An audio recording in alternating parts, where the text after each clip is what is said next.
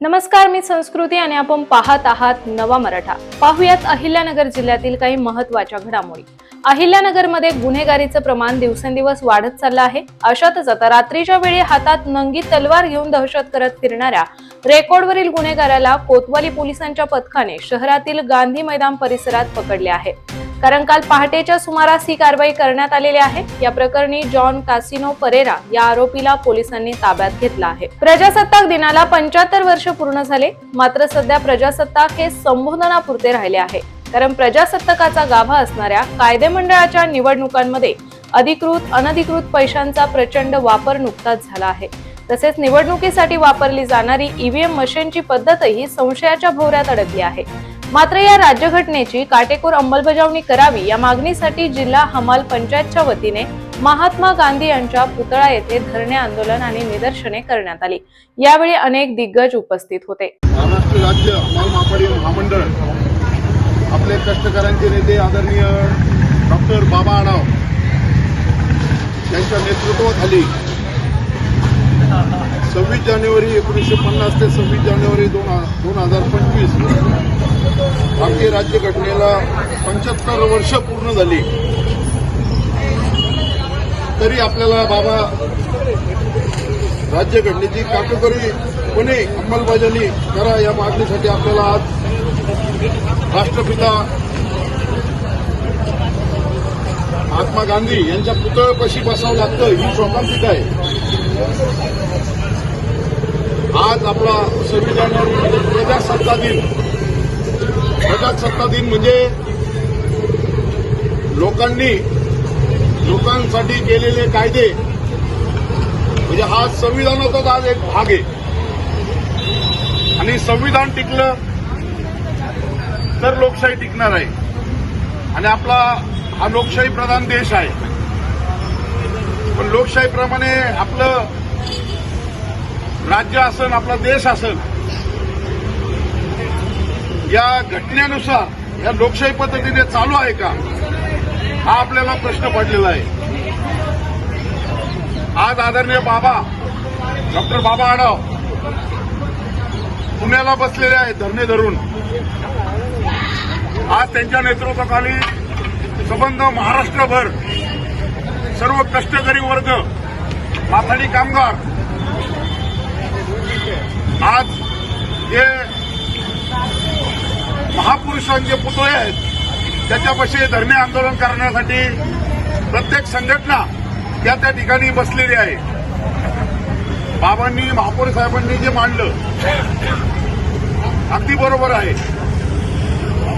का आपला देश हा लोकशाहीच्या मार्गाने चाललेला आहे का। आपण जे बसलो आहात त्याचा उद्दिष्टच तो आहे की जी राज्यघटना घटनेचे शिल्पकार डॉक्टर बाबासाहेब आंबेडकर यांनी बनवलेली आहे। आणि प्रजासत्ताक दिन म्हणजे लोकांसाठी केलेले कायदे या घटनेद्वारा बाबांनी बनवलेले आहेत, बाबासाहेबांनी। या पद्धतीने हा निश्चितपणे आज देश संविधानाप्रमाणे आता चालू नाही। त्याच्यासाठी आपण आज इथं सर्व कष्टकरी बांधव, आपले हमाल असतील, मापाडी असतील, स्त्री हमाल असतील, आपले पदाधिकारी असतील, सर्व माथाडी कामगार असतील, आज आपण राष्ट्रपिता महात्मा गांधी यांच्या पुतळ्यासमोर धरणे आंदोलनाला बसलेलो आहोत।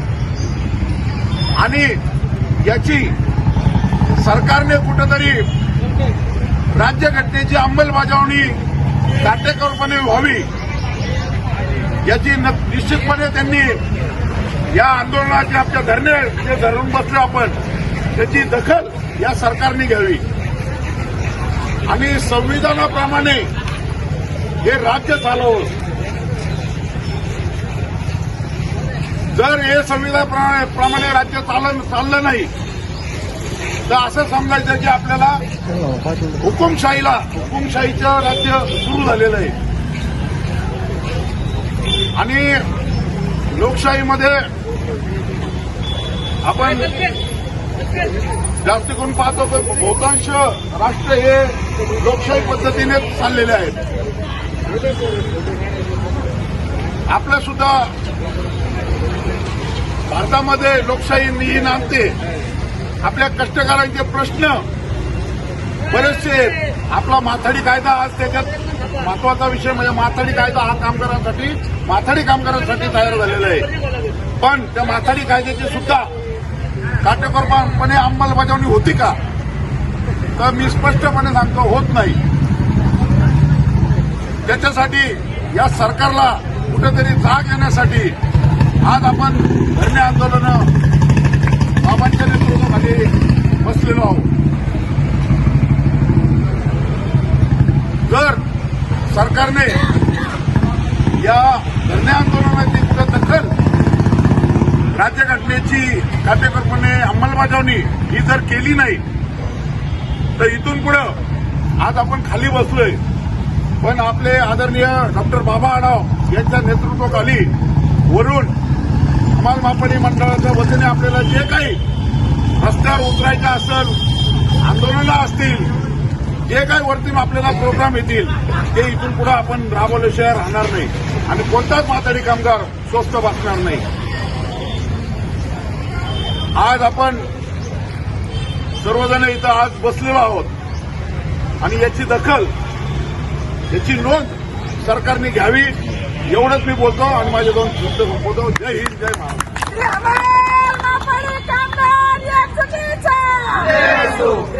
प्रहार दिव्यांग संस्थेच्या वतीने दिव्यांगांच्या विविध मागण्यांकरता जिल्हाधिकारी कार्यालयासमोर सकाळी आमरण उपोषण सुरू करण्यात आले आहे. यावेळी संस्थेच्या वतीने दिव्यांगांच्या विविध मागण्यांचे निवेदन जिल्हाधिकारी यांना देण्यात आले आहे. या निवेदनात त्यांनी दिव्यांगांना प्रतिमाह 6,000 रुपये पेन्शन उत्पन्नाची अट 1.5 लाखांपर्यंत करावी यासह अनेक मागण्या देखील केल्या आहेत. तर पाहूयात सविस्तर व्हिडिओ. दिनानिमित्त पूर्ण राज्यभरामध्ये प्रहार दिव्यांग क्रांती आंदोलनाच्या प्रणेते व संस्थापक अध्यक्ष माननीय नामदार बच्चू कडू यांच्या आदेशान्वये संपूर्ण राज्यभरात आमच्या दिव्यांगांचं आंदोलन हे चालू आहे आणि त्याच्यामध्ये महत्त्वाची मागणी हीच आहे की प्रत्येक दिव्यांगांना 6,000 रुपये पेन्शन मिळावी. यासाठी पूर्ण राज्यभरामध्ये दिव्यांगांचं हे आंदोलन आहे. आज केंद्रात हिंदुत्ववादी सरकार आहे आणि राज्यात पण हिंदुत्ववादी सरकार आहे, म्हणून भगव्या टोप्या घालून आणि भरभे उपरणे घालून आम्ही जिल्हाधिकारी आहोत. कारण भगवा हे त्यागाचं लक्षण आहे. म्हणून ह्या सरकारने आमची दिव्यांगाची आर्त किंकाळी ऐकून आणि बरेचसे प्रश्न आहेत, बऱ्याचशा प्रकारचे दिव्यांग बांधव आहेत या ठिकाणी. कुणाला हात नाही, कुणाला पाय नाही, कुणाला डोळे नाहीत. अशा अवस्थेमध्ये दिव्यांग अतिशय बिकट अवस्थेत जगत असून आदरणीय नामदार बच्चू कडू यांच्या आदेशान्वये आज प्रहार संघटनेतर्फे आम्ही आपल्या अहिल्यानगर कलेक्टरच्या दारात आम्ही बसलेलो आहोत. आम्हाला न्याय मिळावा एवढीच आमची अपेक्षा आहे. रक्तदान हे सर्वात श्रेष्ठ दान आहे असं म्हणतात, हे खरं आहे. कारण अहिल्यानगर जिल्हा आणि शहर केमिस्ट असोसिएशनच्या वतीने शहरासह संपूर्ण जिल्ह्यात रक्तदान शिबिर राबवण्यात आले. महाराष्ट्र राज्य केमिस्ट असोसिएशनच्या माध्यमातून जगन्नाथ शिंदे यांच्या अमृत महोत्सवी या शिबिराचे आयोजन करण्यात आले होते.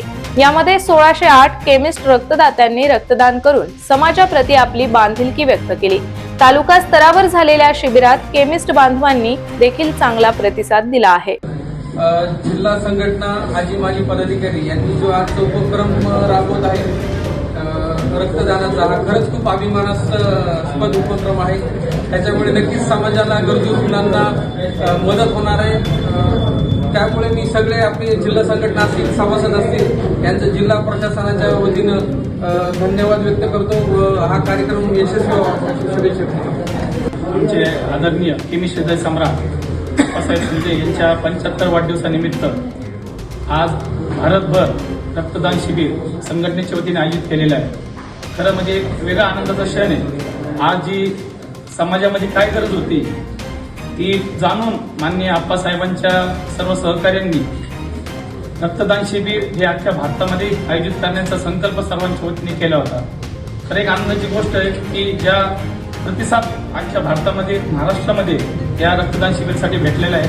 खूप म्हणजे एक वेगळा ऊर्जा निर्माण करणारा आज हा उपक्रम सर्व महाराष्ट्र अहमदनगर जिल्ह्याच्या वतीने आयोजित केलेला आहे. मी अहमदनगर या जिल्हाध्यक्ष या नात्याने आपल्या अहमदनगर जिल्ह्यामध्ये 24 कॅम्प आपल्या जिल्ह्यामध्ये आयोजित केलेले आहेत. नगर शहर व तालुक्याच्या वतीने 7 कॅम्प आपण आयोजित केलेले आहेत. नगर शहर, तालुका, MIDC भाग अशा सर्व ठिकाणी असे एकूण 7 कॅम्प आपण नगर शहर व तालुक्याच्या वतीने आयोजित केलेले आहेत व अहमदनगर जिल्ह्यामध्ये 24 कॅम्प टोटल आपण अहमदनगरचे आयोजित केलेले आहेत. एक चांगला प्रतिसाद सर्वांच्या वतीने आलेला आहे आणि या उपक्रमासाठी आपल्याला मार्गदर्शन करण्यासाठी आपले अन्न व औषध निरीक्षक माननीय अशोकजी बर्डे साहेब हे आज आलेले आहेत. आयुक्त साहेब हे अशोकजी बर्डे साहेब हे आलेले आहेत. मी त्यांचं संघटनेवरून प्रथमतः स्वागत करतो.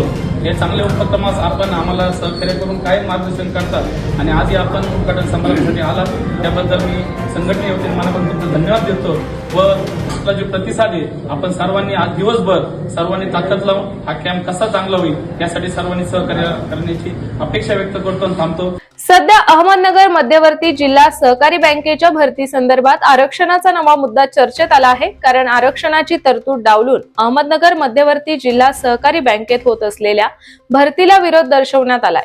संचालक मंडळाने बेकायदेशीर ठराव घेऊन आरक्षणाची तरतूद रद्द करणाऱ्या निर्णयाचा निषेध नोंदवलाय.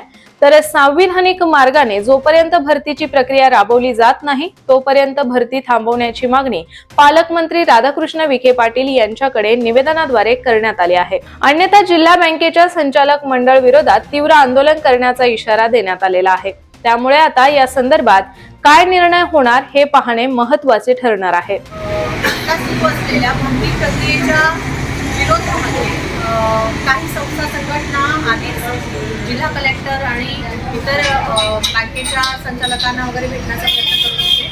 आज वंचित बहुजन आघाडीच्या वतीने उत्तर आणि नगर अहिल्यानगर दोन्ही युनिट्सच्या वतीने आज आम्ही पालकमंत्री आदरणीय विखे साहेबांना भेटून आलेलो आहोत आणि बँकेची जी भरती प्रक्रिया आहे ती आरक्षणाची तरतूद केल्याशिवाय पूर्ण करू नये ही विनंती आम्ही त्यांना केलेली आहे. या ठिकाणी हे जाणून घेणं महत्त्वाचं आहे की 2012 पासून त्या संचालक मंडळाने जी तरतूद केलेली होती आरक्षणाची त्या आधारावरती आतापर्यंतची सगळी भरती झालेली आहे. पण अचानक या संचालक मंडळाने भरतीची तरतूद कमी केल्याने 700 जर नवीन भरती होणार असेल तर कितीतरी मुलांचं नुकसान ह्याच्यामध्ये होणार आहे आणि विशेषतः अनुसूचित जाती जमाती VGT NT OBC या सगळ्याच घटकांमधल्या युवकांसाठी ते एक धोकादायक गोष्ट राहणार आहे. आमचा आग्रह आहे सहकारी बँकेला की त्यांनी असं कुठलंही पाऊल उचलू नये आणि जोपर्यंत आरक्षणाची तरतूद करत नाही तोपर्यंत या बँकेची भरतीची प्रक्रिया पूर्ण होऊ नये. या पुढच्या टप्प्यामध्ये आम्ही बँकेचे अध्यक्ष आपल्या कर्डिले साहेब यांची भेट घेणार आहोत. त्यांच्याशी हा चर्चा आम्ही करणार आहोत.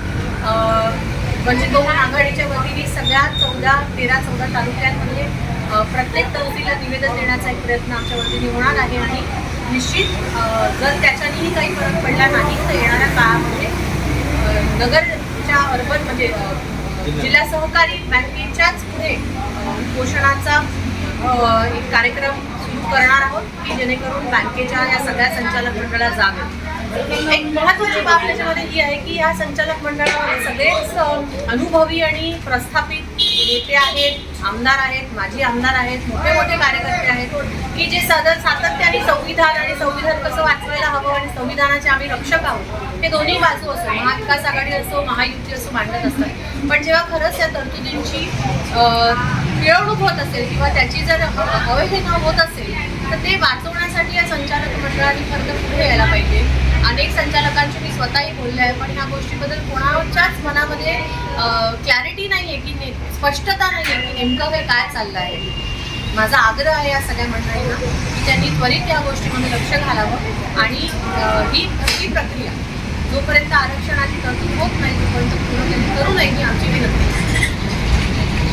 दरवर्षीप्रमाणे यावर्षी देखील श्री एकदंत गणेश मंडळाच्या वतीने एकदंत कॉलनी दातरंगे मळा अहिल्यानगर येथे गणेश जयंतीनिमित्त विविध धार्मिक, सांस्कृतिक, सामाजिक उपक्रमांचे आयोजन करण्यात आले आहे. यावेळी तब्बल 79 युवकांनी रक्तदान केले. या शिबिरात दातरंगे मळा परिसरातील नागरिकांसह नगर शहर परिसरातील युवकांनी देखील सहभाग घेतला होता.